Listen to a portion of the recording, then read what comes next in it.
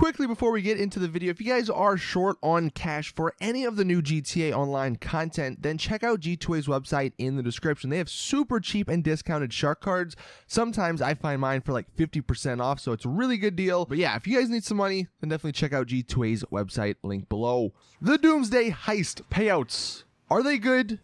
Are they bad?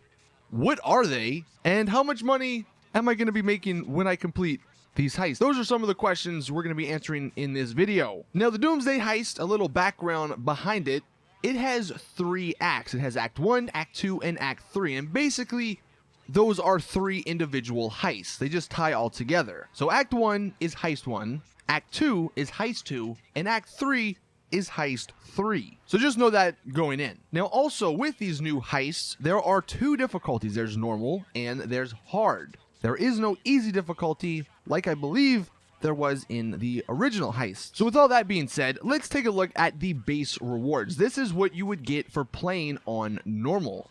So Heist 1, Act 1, only gets you $650,000. And keep in mind, that's not per person, that is for everyone.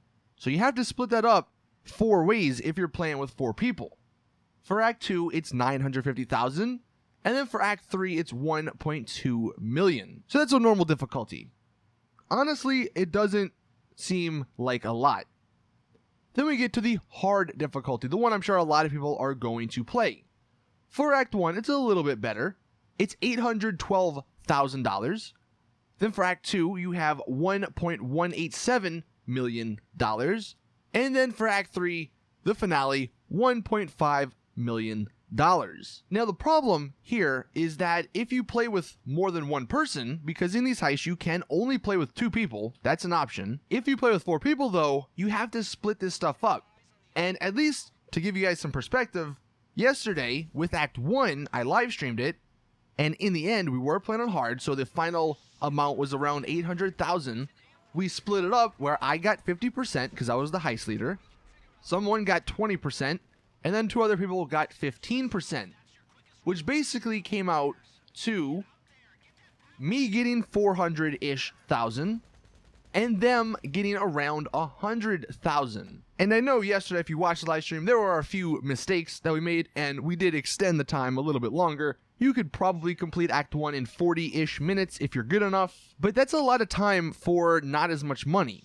Now, you'll see here in a second, there are a ton of bonuses and extra things you can do to add on to this price, but the base prices aren't that good, at least if you're playing with 4 people. Now, if you're playing with 2 people, it becomes a little nicer, because then you could basically go 50-50 the whole way, or the person that is the leader, they could go maybe 65 since they put up the initial cost, and the other people, the helpers, they get paid throughout the setup missions, and the other person can take what, 45 or 35%, whatever that comes out to.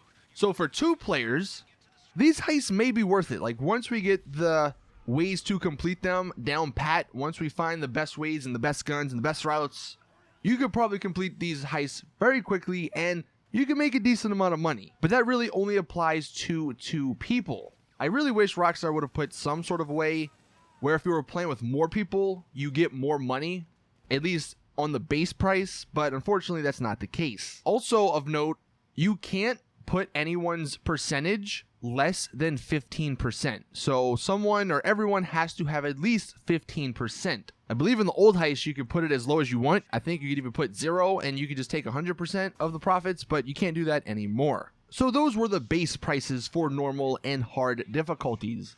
Now the extra challenges, the extra bonuses you can get on top of it. You get a $50,000 first time bonus by just playing the heist for the first time. And you get that per each act, so you'll get a total of $150,000 on your character. And I'm just thinking of this, don't know if this is possible, but you might be able to play these heists on your secondary character and get that same bonus. So you may end up getting an extra $150,000, something you may want to check if you're interested.